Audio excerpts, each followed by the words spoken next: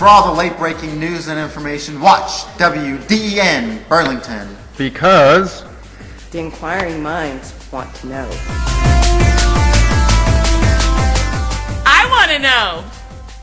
I want to know. I want to know. I want to know. I want to know. We want to know. I really want to know. I want to know. And I want to know too. I want to know. I want to know too. I want to know. I just have to know. We want to know. We want to know. I want to know. I want to know. I want to know. Yes, I want to know. We want to know. I want to know. Shut the front door. Am I the only one that knows what's going on around here? Hello, welcome to the first episode of the WDEN News Burlington. I'm Tracy. And I'm Brandon. It's Monday, July 15th, 2013, the first full day of DEN SI 2013. It's Denzi. Bless you.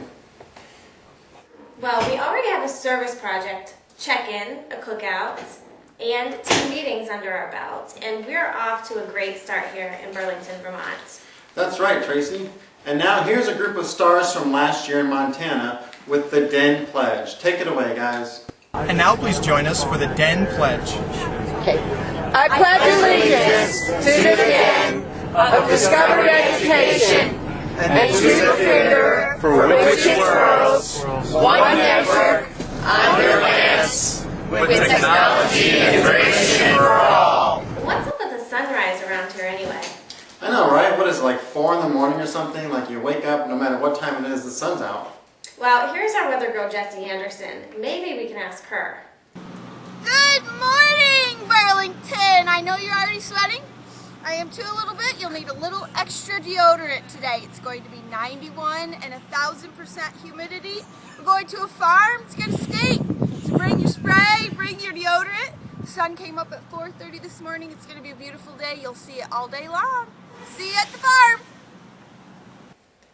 So, Brandon, what would you call a hero? I would call a hero someone who wakes up every morning, goes to work, gets a call from the commissioner, takes off their glasses, puts on their cape, goes around fighting crime throughout the city. That sounds like Superman or something. Yep, he's a hero.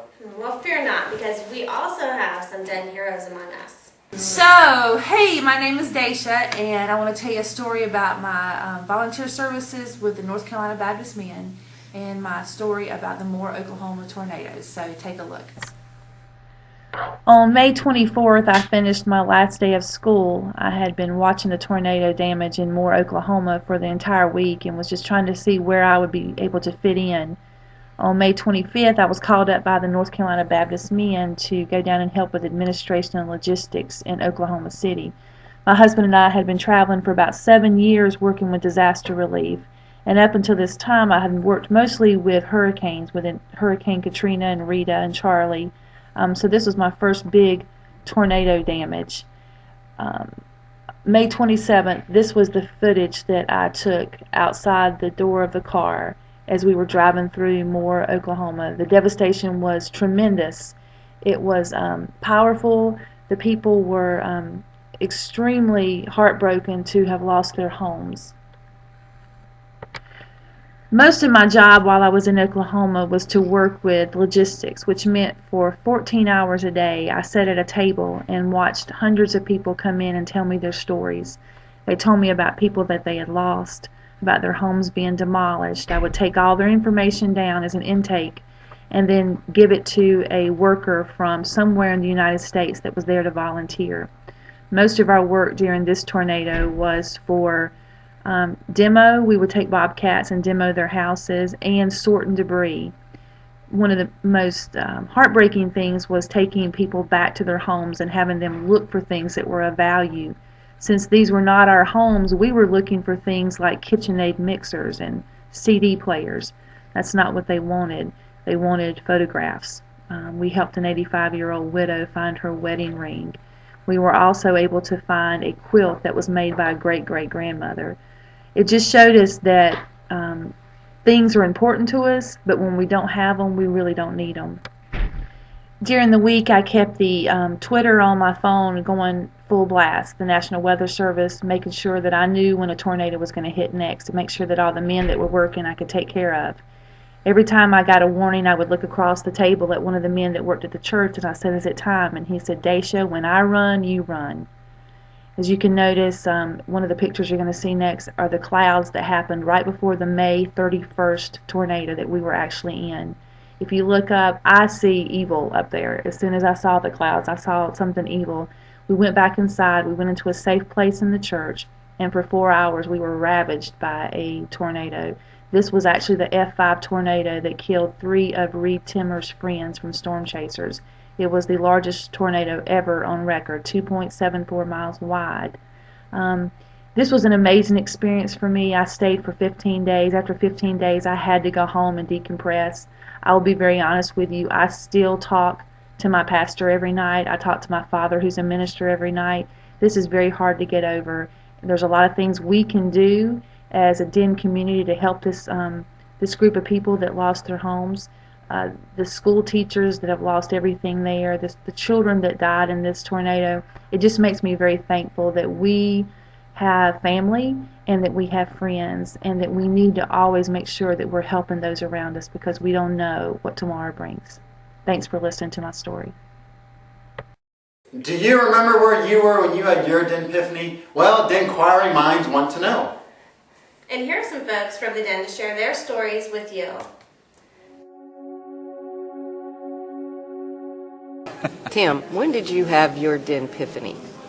That would have been way back a long time ago after the DEN first started at ISTE. I got invited up to Silver Spring, Maryland for their very first event up there, about 50 people. We worked on some video projects together. I met some fantastic people for the first time.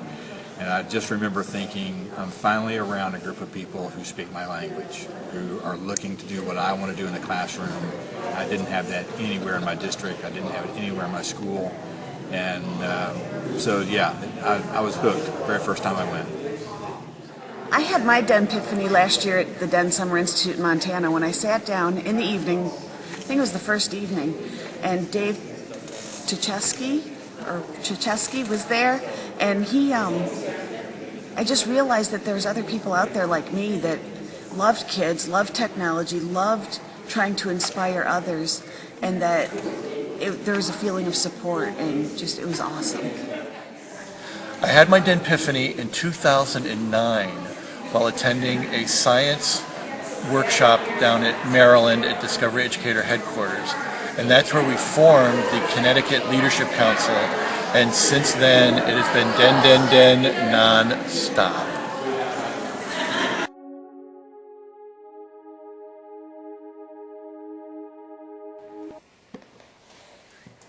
Do you watch the Learning Channel? Because the Cake Boss, they have a store right on 42nd Street in New York City, and it is just den-licious. You need to come inside with us and check it out. Now that is one big Twinkie. And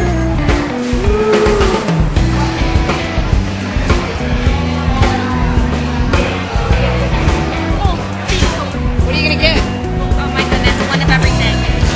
This is a Den amazing. Here. Let's just say Discovery Rocks. they're Den cakes. Excuse me. Do you serve gluten-free cake?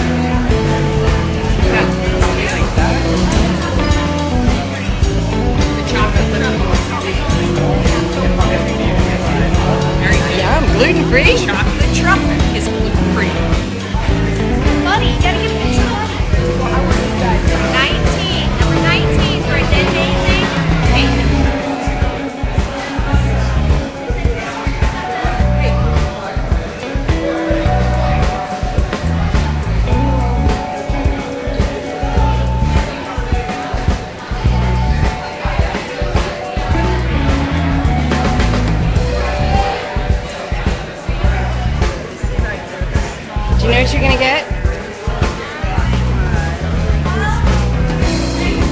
Possibly a peanut butter cupcake. That's pretty good. Oh, but look, that one has little umbrellas. And it's blue like the ocean. That's more fun.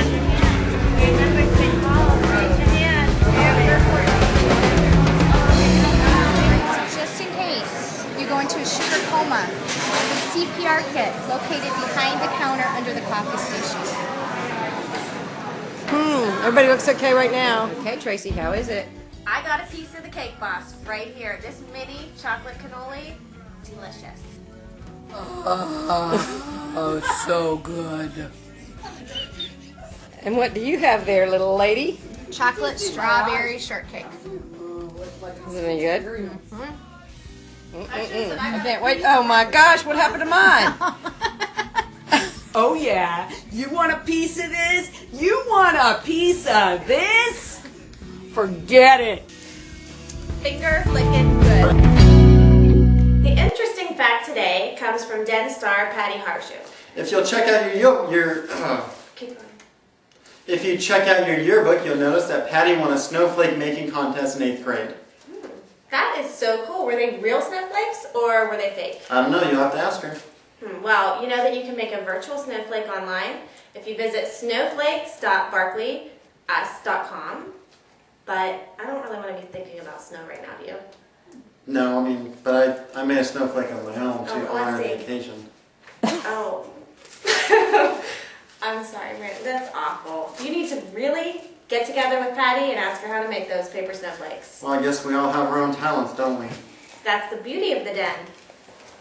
Coming up later this week, we have a heartwarming report on the Den Service Project, a riveting story about Champ, the lake monster, and many, many more Den-rific things that have happened.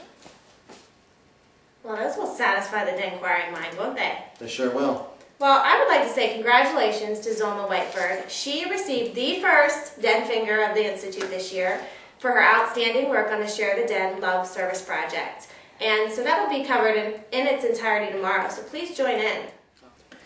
We want to thank you all for exiting in a timely manner on Sunday night when the fire alarm went off. And remember, if it happens again, who knows, it possibly can, just head on down those stairs, get with your team leader, and we'll make sure everyone's there.